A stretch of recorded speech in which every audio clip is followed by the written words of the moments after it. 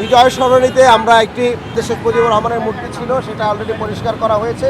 এই জায়গার মধ্যেও একটি বিজয় কেন্দ্র করে একটি ভাস্কর্য তৈরি করা হবে। বাংলাদেশের মানুষ, ছাত্র, শিশু থেকে শুরু করে বৃদ্ধ সিটিজেন যারা আছে তারা যেন এই ফেস্টিভ্যালকে ভুলে না যায়, তার যে ফেসটা এটা যেন হাঁটলে চললে যেন তার একটা মনে থাকে, সেই কারণেই এই গ্রাফিটিগুলো করা। এবং এই গ্রাফিটিগুলো করা এটা আমরা শাহবাগ থেকে শুরু করে আগারগাঁ পর্যন্ত ঢাকার যে মূল যেই রাস্তা, সেই মূল রাস্তার মেট্রো পিলারের উপরে আমরা এগুলো করছি।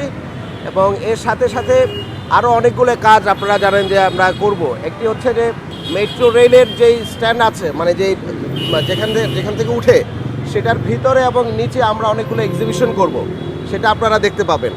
পোস্টার এক্সিবিশন হবে, ছবির এক্সিবিশন হবে পুরো ঢাকা শহরব্যাপী বিভিন্ন মেট্রো রেলের নিচে। এছাড়া বিভিন্ন বাস স্ট্যান্ডে এবং সরকার বা বাংলাদেশের যেখানে যেখানে এক্সিবিশন যে সেন্টারগুলো আছে, শিল্পকলা একাডেমি থেকে শুরু করে অন্যান্য যত জায়গা আছে, সেখানের মধ্যেও পোস্টার এক্সিবিশন হবে, ছবি এক্সিবিশন হবে। এই পুরো আন্দোলনকালীন সময়ে যে মেমোরিগুলো আছে সেগুলো আমরা তুলে নিয়ে আসবো।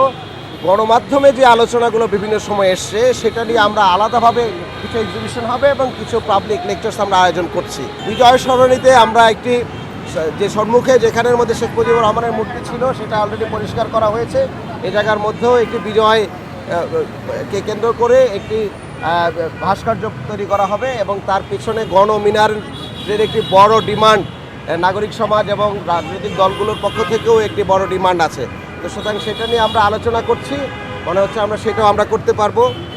এছাড়া ঢাকা শহর সহ বাংলাদেশের যেখানে যেখানে জুলাইয়ের আন্দোলন হয়েছে এবং ফ্যাসিবাদ বিরোধী আন্দোলন হয়েছে এবং যারা শহীদ হয়েছেন, সেগুলোকে মাথায় রেখে আমরা সকল মন্ত্রণালয় মিলে, সংস্কৃতি মন্ত্রণালয়, স্থানীয় সরকার মন্ত্রণালয় এবং গণপূর্ত মিলে আমরা সেখানের মধ্যেও আমরা মেমোরি মনুমেন্ট করব।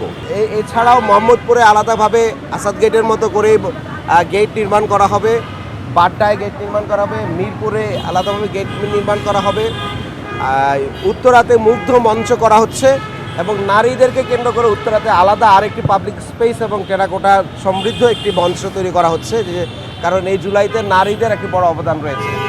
এবং এই যতগুলো কন্টেন্ট আমরা ডেভেলপ করছি এবং কাজ করছি, সেখানের মধ্যে আমরা কেয়ারফুলি চেষ্টা করছি যারা সবচেয়ে বেশি অবদান রেখেছেন, বিশেষ করে নারীরা, শ্রমিকরা, রিক্সা শ্রমিকরা, পোশাক শ্রমিকরা, ফ্যাক্টরি ওয়ার্কাররা, পরিবারের মায়েরা, মাদ্রাসার ছাত্ররা, আলেমোলেমারা এবং রাজনৈতিক কর্মীরা যারা ছিলেন, আমরা সকলকে চেষ্টা করছি এই পুরো কন্টেন্টের মধ্যে যেন আমরা নিয়ে আসতে পারি। সেটাকে আমরা কেয়ারফুলি করছি যেন কাউকে বাদ দিয়ে এটা করা না হয়।